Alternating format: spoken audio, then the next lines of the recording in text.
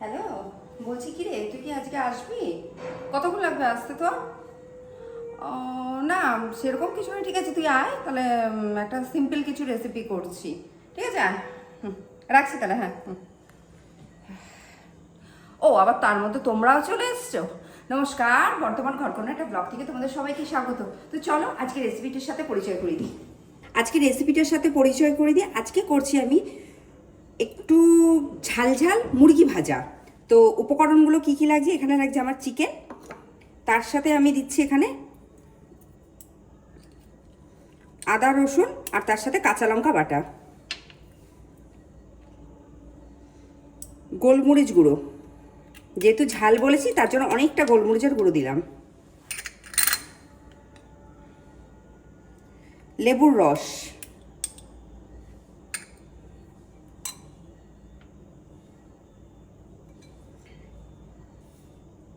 নুন পরিমাণ মতো,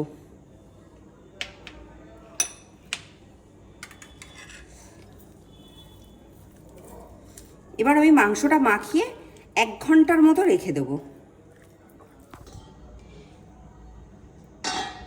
চিকেনটা মাখিয়ে রেখেছিলাম, 1 ঘন্টা পরে আমি ফিরে এসেছি। কি সুন্দর মাখানো হয়েছে চিকেনটা। এর সাথে আমি কর্নফ্লাওয়ার মেশাবো।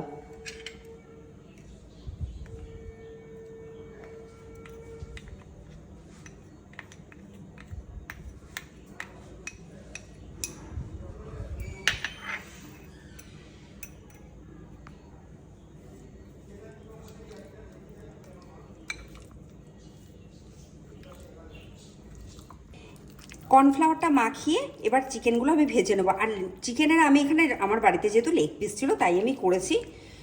এবার তোমরা যে কোনো পিস দিয়ে এটা করতে পারো, এটা ভীষণ সুন্দর খেতে হয়। যারা একটু ঝাল খেতে পছন্দ করে তাদের জন্য একদম জমে যাবে সন্ধ্যেবেলার টিফিনটা।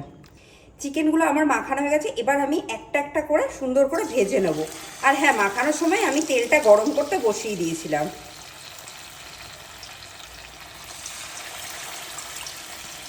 চিকেনটা ভেজে তুলে নিয়েছি, এবার আমি বেশ খানিকটা রসুন দিচ্ছি। বেশ খানিকটা বলতে অনেকটা রসুন। রসুনটা না আমার বাড়ির গাছে হয়েছে, গাছে বলতে আমি গাছ লাগিয়েছিলাম সেখানকার রসুন দিত, তার জন্য বেশি করে দিলাম। রসুনটা একটু ভাজা ভাজা হবে, হালকা, কিন্তু খুব বেশি না।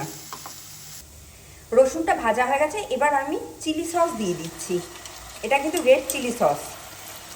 তারপরে দিচ্ছি আমি টমেটো সস।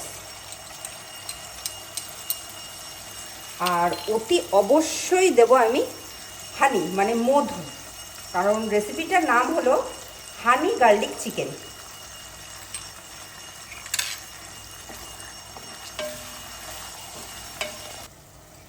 সসটা রেডি হয়ে গেছে, এবার আমি চিকেনগুলো সব দিয়ে দিচ্ছি।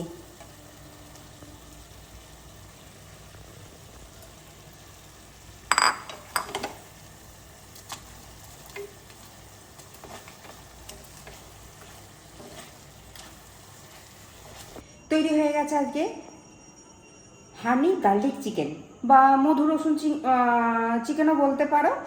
তো আমার এক বেস্ট ফ্রেন্ড আসবে, মানে ছোটোবেলাকার বন্ধু, তো আমরা তো আজকে সন্ধ্যাবেলা এটা খাবো। তা তোমরা অতি অবশ্যই বাড়িতে এই রেসিপিটা ট্রাই করো। আর আমার ভিডিওটা, আমার রেসিপিগুলো যদি তোমাদের ভালো লেগে থাকে, তোমরা অতি অবশ্যই আমার চ্যানেলটা সাবস্ক্রাইব করো, শেয়ার করো, লাইক করো, প্রচুর প্রচুর কমেন্ট করো। আজ তাহলে এসে আমার সামনের লোকটাও খাবে, জিনিসটা কম, মানে কী যে সমস্যা, মানে এই সমস্যার কোনো সলিউশন আমি পাচ্ছি না, জানো তো। যাই, এটা উঠে খেয়ে নেবে।